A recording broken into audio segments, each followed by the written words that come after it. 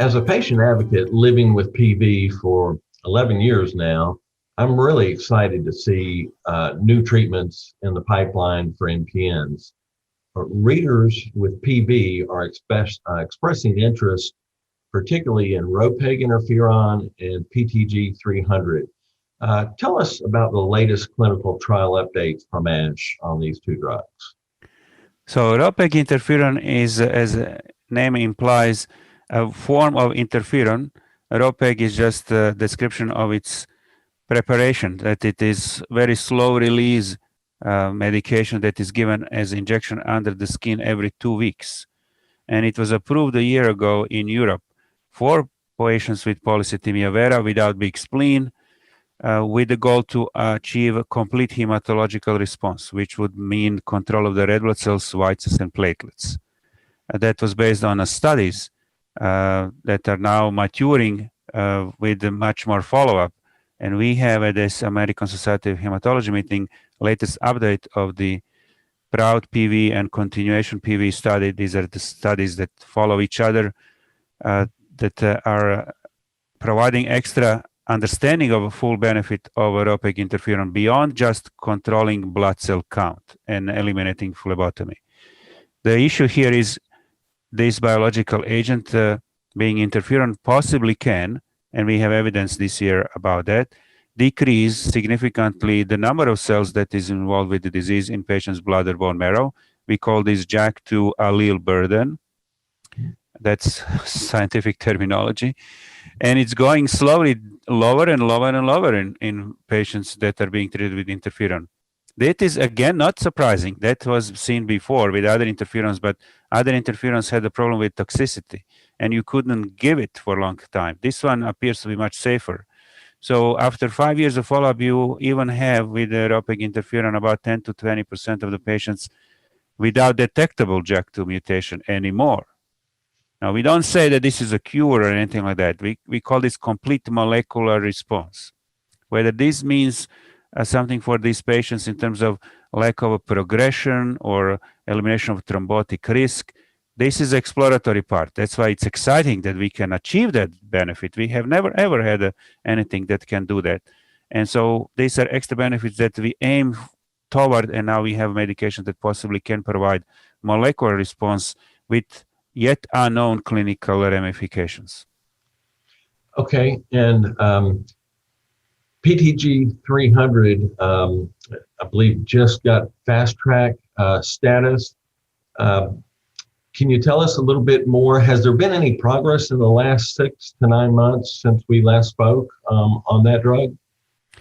So PTG 300 is a medication that is given once a week by injection, and patients do that, similar to interferon in a way, but it has absolutely different mode of action, right?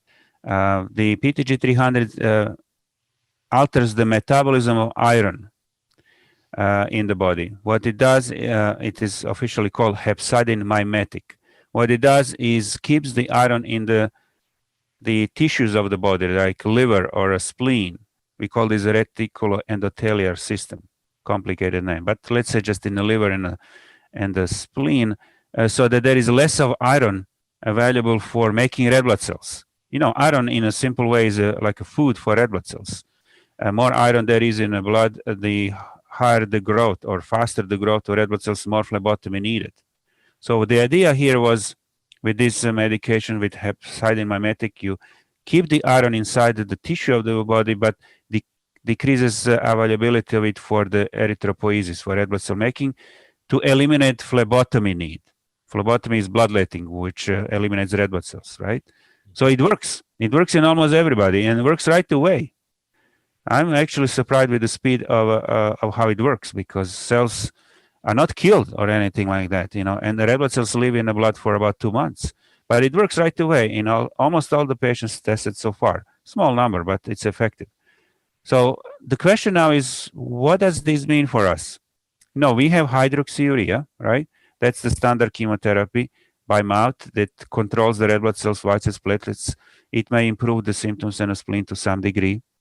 And we just talked about ropeg interferon, which was approved in Europe to control blood cell count, and it the application for its approval was put forward in June here in the United States. It may be approved next year.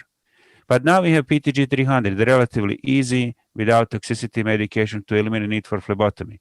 So suddenly, we have so many options coming up. I don't really know how the PTG 300 will be developed. It's just controlling red blood cell count, which is the most important part. But others have extra benefits, as you see. Plus, we have ruxolitinib approved as a therapy. This is the JAK inhibitor, a pill, as a second line after Hydrea. So there are options. And we'll see what the future brings for PTG 300. But it's exciting, easy, new way of modulating what is most important for PV patients, that is red blood cells. Okay, very good. So I wanted to come back to a comment you mentioned earlier about the JAK2 allele burden. One of the questions that comes up for me is the clinical significance is not totally known. And I'd like you to talk a little bit about that. But another thing that puzzles me is, do other mutations have an allele burden? And if so, what are the importance with the other mutations versus the JAK mutations as far as treatment and prognosis? Really good question. So, and let's make it simple. It is simple after all. So almost everybody with polycythemia vera has a mutation in a JAK2 gene, which is called JAK2 V617F. So let's focus on that, 95% of the patients. And one can measure how many cells are affected in a sample. Is it bone marrow sample or blood? It's about the same.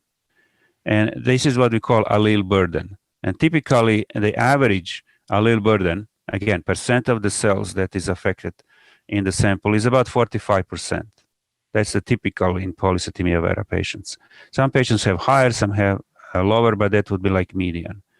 And there are studies, you are right, there are studies that suggest that the higher the allelic burden, more aggressive the disease is, more proliferation, more of the enlargement of the spleen, higher the white cells. You know, it's not disease only of the red blood cells, right? It's red blood cells, white cells, and platelets, and can have a big spleen and symptoms. So there are studies that correlate the allele burden with those findings and say there is a more of a clinical problems with people with higher allele burden and higher risk of a change to myelofibrosis.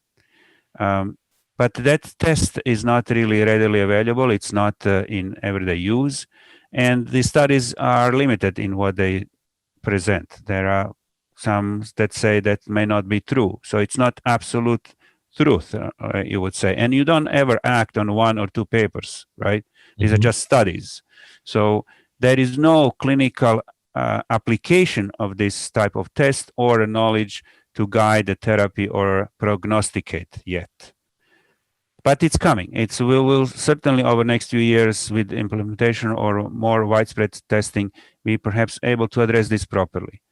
The other side of the question is other mutations. Now, so the JAK2 mutation is a driver mutations, but some patients, a smaller proportion, maybe 10 to 20% of the patients, may have additional mutations in other genes that have nothing to do with the JAK-STAT pathway, with underlying problem, this hyperactivity of the JAK-STAT pathway, which is the intracellular signaling pathway inside the cells that make cells grow. We can test for that. We do that in myelofibrosis quite a bit because many patients with myelofibrosis have additional mutations, and they do impact on the survival and outcome and the outcome of therapy as well. In PV, that is not readily done. It is mentioned as a possibility, and it is known if these extra mutations are present, they may, and the key is may, not necessarily they do, affect the risk of progression, again, to myelofibrosis or acute myeloid leukemia. And there is no clinical activity that we need to do about it if we test for these additional mutations. There is nothing that you can do about it. It's just information that may contribute to perhaps better or more closely following the patients for signs of a change. These mutations may also affect the activity of some drugs. Interferon Interferon studies have been done in the past with different interferons, not the opaque interferon, others in the past, saying that yes, the interferon works, but if there are other mutations in the patients with PV, that may not work as well. So the genetic complexity, this is how I say it, may influence the outcome and the utility of some medications to a degree, right? It's not never black and white. So this is where we stand. It's another area that is being developed, but not ready for clinical use or management impact. So we have several clinical trial updates for myelofibrosis that have been announced recently. Which treatments look the most promising? Yeah, it is very, very interesting that we suddenly have so many studies. And I want to just say that there are at least about 10 phase 3 studies. Phase 3 study means randomized study between something new and something old, right? To prove that the new is better than the old. So there are several that are mentioned at the American Society of Hematology meeting here. And for example, there is a medication called CPI 610, which is a BET inhibitor. That is medication that inhibits that BET protein, which is important for expression of different genes. Modification of expression of different genes in the bone marrow possibly can improve the bone marrow activity or dampen the disease activity and improve the patient's condition overall. It's a pill. It's taken daily for 2 weeks and then 1 week off. And it has been studied in a different clinical setting in myelofibrosis patients. If we consider ruxolitinib as a standard medication, which is a JAK inhibitor in most of the people, to control the spleen and symptoms, you can combine ruxolitinib with CPI 610. That has been done, and it seems that two together provide more benefit than ruxolitinib alone. Or you can have a medication added to patients who are already on ruxolitinib. Many patients take ruxolitinib, they have benefit, but not optimal benefit. So we can say they're suboptimal responders. You can add another medications to it, like CPI, and it does extra work on the spleen and symptoms. Or you can add medication after ruxolitinib, like a second line. So in all these case scenarios, CPI 610 appears to provide extra benefit in a realm of about 20-25% extra. So this is very good, and it's going to be studied in a combination with ruxolitinib as compared to ruxolitinib alone in JAK inhibitor naive patients, so new patients, to see whether two together are better than ruxolitinib alone. There is another one that I like to mention, which I think has a lot potential to help us manage patients. And this is the anemia drug called luspatercept. Luspatercept, again, funny name, I'm sorry about that, but it's a drug that was approved actually earlier this year for myelodysplastic syndrome, or MDS, some type of patients with MDS.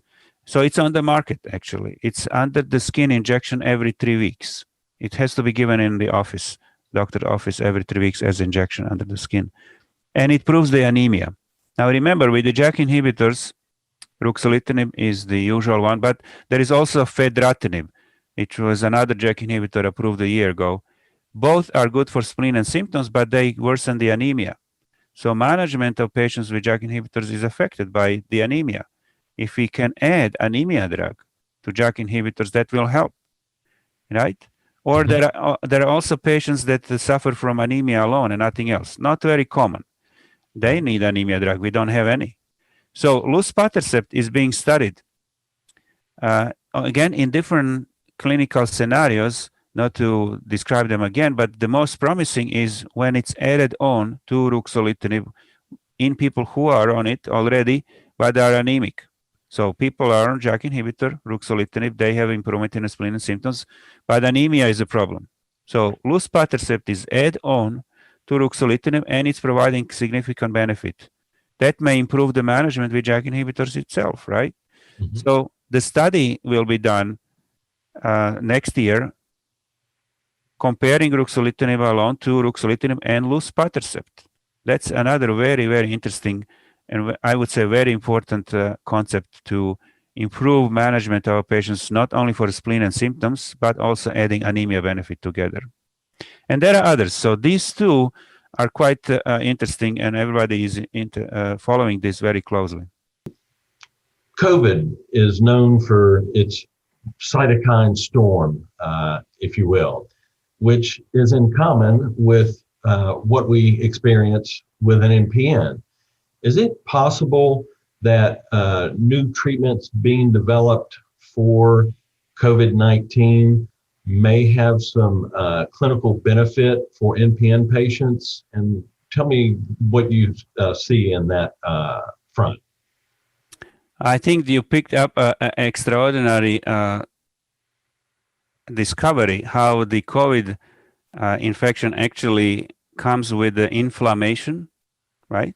Mm-hmm. Particularly in the lungs. That is the one that worsens patients' condition quite a bit. And unfortunately, some patients die from the lung problem. And in addition, it does increase the risk of blood clotting, right? So COVID has several phases here. Increased inflammation that leads to inflammation of the lungs when infection is there, and that worsens clinical picture of the patients and increased risk of blood clotting. So it does mimic a lot. You are right. The situations with myeloproliferative neoplasms, MPNs. And in fact, some therapies that we have for MPN, ruxolitinib, JAK inhibitors, there are several JAK inhibitors that are being tested as a therapies for MPN. And there are some therapies for MPN that inhibit certain cytokines, inflammatory proteins in the body. Interleukin-6, for example, may have a potential as a therapist for MPN, although MPN is still a little bit different, and we need multiple cytokines, inflammatory proteins, to be inhibited at the same time. But nevertheless, there is so much overlap in terms of what is happening in the body of the patients between the two conditions. And that brings me to another topic that I want to say. Many people say, what do I do if I get infected? First of all, try not to get infected, right?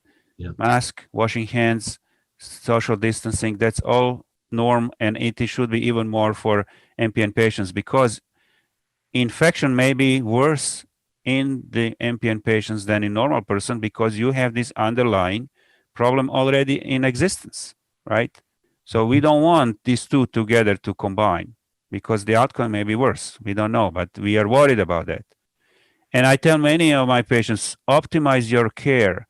Don't skip the medications. Don't dismiss our attempts to provide you the optimal therapy, phlebotomies to be in place, the interferon to be taken, the JAK inhibitors to be taken, because if you do get infection, you want to be in the best possible shape regarding your MPN, right? And so this is very important, because people say, I need to stop the interferon, I need to stop the JAK inhibitors. No, the opposite. You need to be in the best possible shape with your MPN in case, God forbid, you get the infection with COVID. Okay, great. Thank you for giving us the summary on that. That's a very important topic, and one that patients are facing, well, people all over the world. So that brings me to my final question. With the COVID-19 vaccine on the horizon, multiple different vaccines from various makers, should an MPN patient get the COVID-19, or are there particular factors that need to be considered before administration? Oh, the answer is very simple. Yes, absolutely yes. We just talked about the difficulties that we may have in myeloproliferative neoplasm patients if they get the COVID infection, right? Because overlapping characteristics of the two. One is the neoplasm, one is the infection, but they overlap in what they do to the body a lot. So the vaccines are absolutely yes to all my patients, to myself, to prevent us from getting this terrible infection and to continue to live in a much better position with normality to the extent possible.